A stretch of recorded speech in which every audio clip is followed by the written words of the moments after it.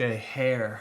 Okay, so hair is all going to be kind of like the individual picture. Each picture is going to kind of tell a little bit different story here. When you're tracing the hair, you're trying to trace some of the general sweeping directions you see.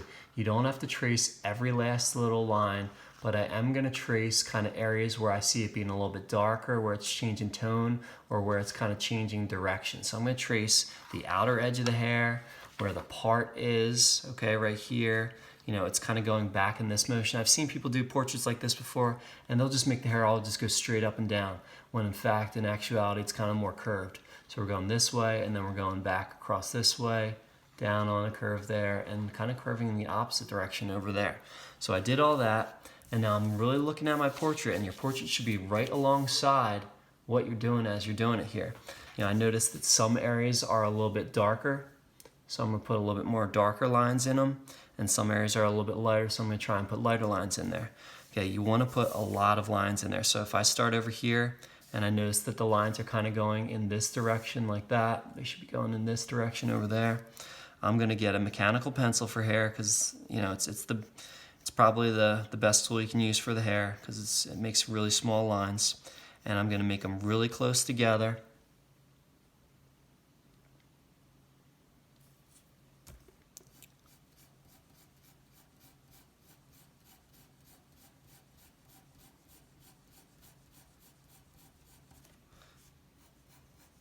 And really pack them in there, as many as you can.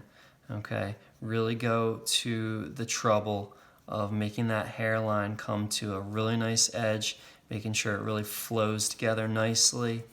And you know, there's a lot of people that take almost an entire class just to do the hair, because you know sometimes it calls for it and you have to.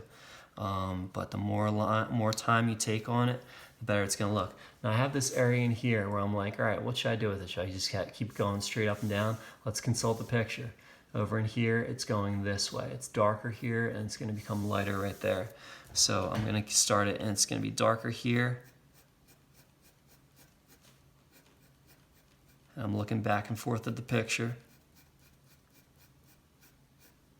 Okay, bringing it right up to that line of where my other hair was, and it's gonna kind of try and get a little bit lighter. So I'm just gonna press a little bit lighter. I'm just making one hair after another. Much like how we did the eyebrow,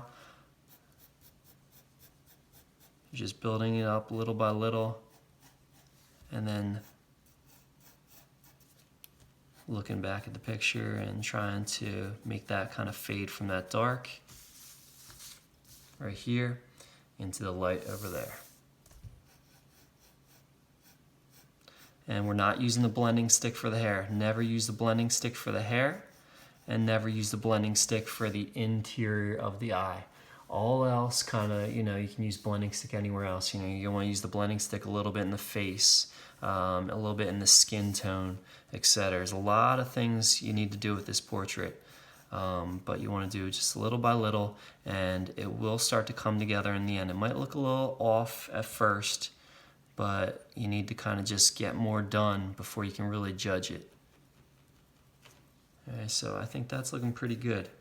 And again, if I was doing this hair, it would probably take me an entire class period or more just to do this hair, just to get it right, because I'm gonna put in that many lines that it's almost as many lines as hair she has on her head. Okay, so we have that, and you know, I'm gonna work my way back down here. It's gonna get darker in here, sweep out this way, go a little bit lighter as I fade out to the edge.